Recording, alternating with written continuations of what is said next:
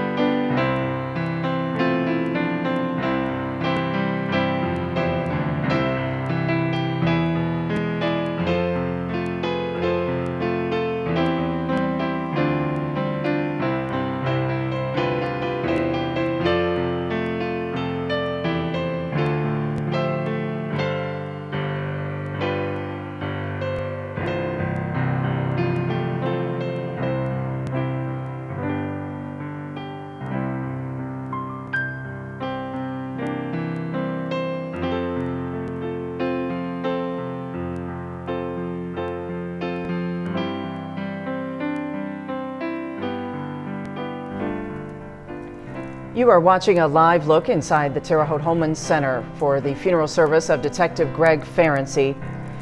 Chief Scott Ruskowski from the South Bend Police Department is joining me with his military and police background to talk about the history and the tradition of this service. Now, Chief, you talked about a lot of cars are here today representing folks from all over. Talk about that for us, please. Yeah, right now we're pretty close to about 400 vehicles that will be going. Obviously, you know, probably 40 or so, maybe 50 in the advanced procession that goes to the cemetery in advance of the actual procession to make their preparations. And then the remainder, the 350 cars, will be in the actual procession itself. And that's a lot of cars to get through at the cemetery. That is a lot, and that's going to be quite difficult trying to get them all parked. Now we have our conservation officers and others who help out of the cemetery to park the vehicles. They measure every single inch of available space that they think that they can use at that cemetery. And you thought it was tight out around the Holman Center.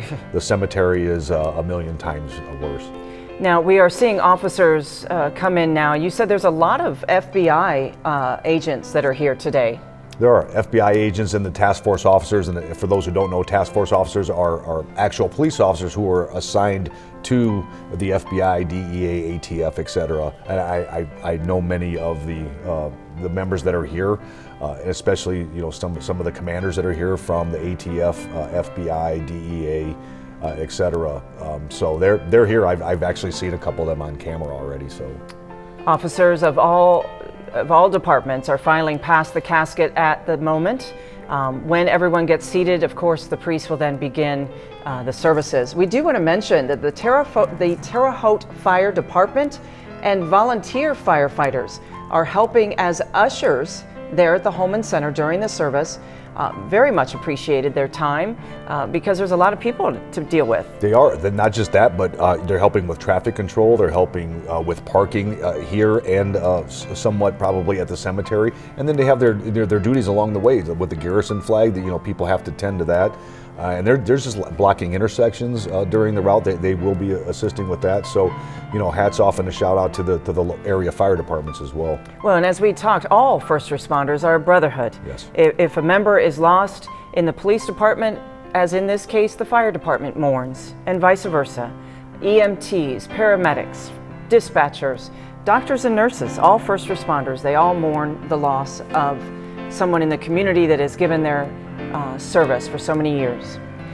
We will let you listen in again to the Holman Center, the service. It is about to begin. As you can see, there are a lot of people that need to file in and then the service can begin. We will be bringing it to you live in its entirety, uninterrupted, here on WTHI, and also streaming it live on WTHI-TV.com. So if you do need to leave the house or your work or business, you can take it with you on your mobile unit and you can listen to it as well.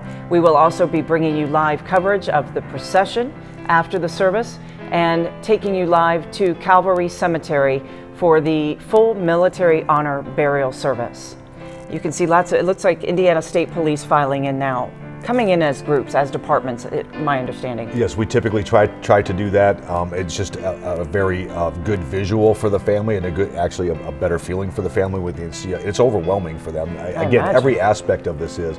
But when you see, in this case, 15, 20, 30 state troopers or any other agencies like that, to the family it looks like 100. Oh, I imagine. And that's what the previous family members have told us, so this is probably not going to be any different. We showed you also some shadow boxes earlier that are there at the front of the service. Those are shadow boxes of medals, of mementos, all put together in honor of Detective Ferency that will be given to the family. And although right now everything is probably, understandably, a blur to the family, as you had mentioned, these will be cherished keepsakes. Yes, and just every little twinkle of one of those shiny, whatever it may be in that shadow box will bring back some type of memory for every one of the family members. So that's, again, it's just, you really can't explain it. It is to each individual to what that means, but that one twinkle means many things. 53-year-old Detective Greg Ferency is survived by two twins. They are adults, just recently graduated from high school, so barely adults.